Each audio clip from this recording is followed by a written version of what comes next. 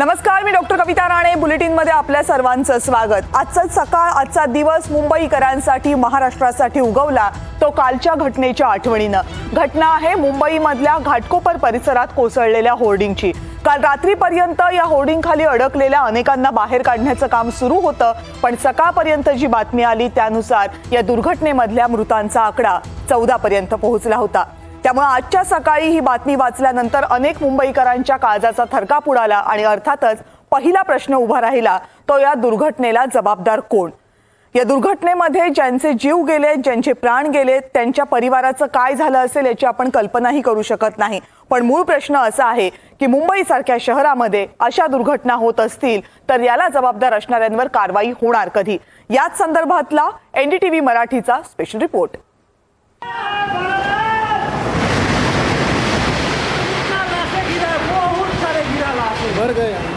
सोमवारी रात्री एकाही मुंबईकराच्या डोळ्यासमोरून हे दृश्य हटत नव्हतं.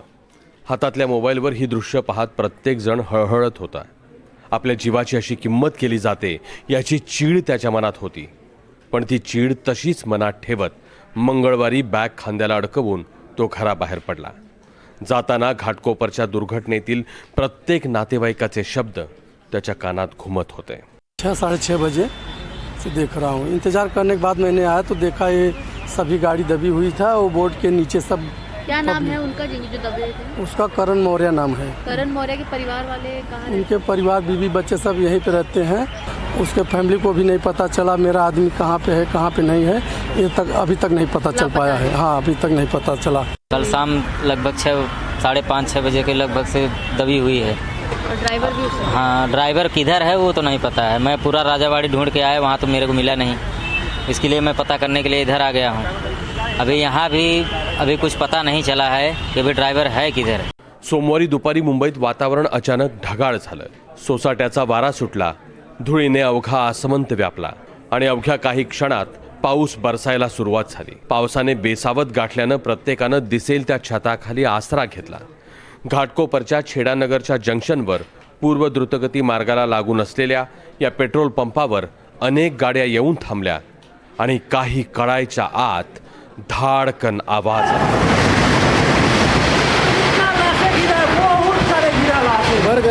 हम लोग गैस की लाइन में लगे थे.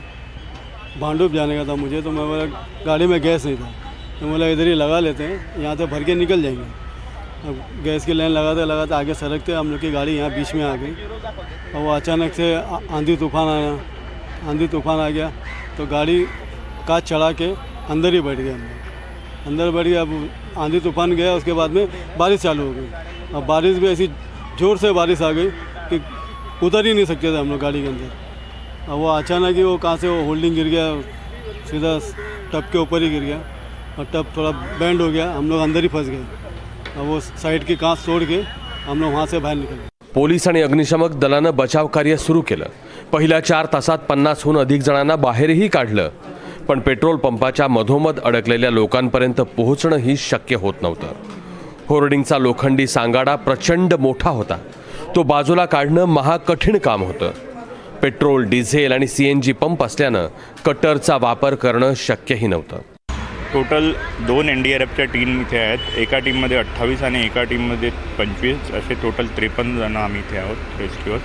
आणि इथे मोठं प्रॉब्लेम म्हणजे हे जे आहे ते पेट्रोल पंप असल्यामुळे इथे CNG आणि पेट्रोल इथे हाताळलं जातं. त्यामुळे आम्हाला आमचे जे कटिंग इक्विपमेंट्स आहेत, इलेक्ट्रिक इक्विपमेंट्स आहेत ज्यामधून फ्लेम निघतात, ते आम्हाला इथे यूज करता येऊ नाही लागलं.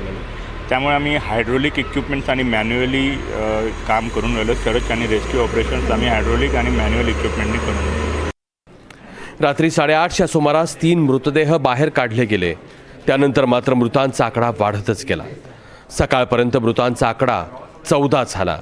या घटनेत अनेक वाहन चालकांचंही मोठं नुकसान झालंय. सांगाड्याखालची वाहनं बाहेर येणार का आणि आली तरी ती दुरुस्त होतील का, हाही प्रश्न आहे.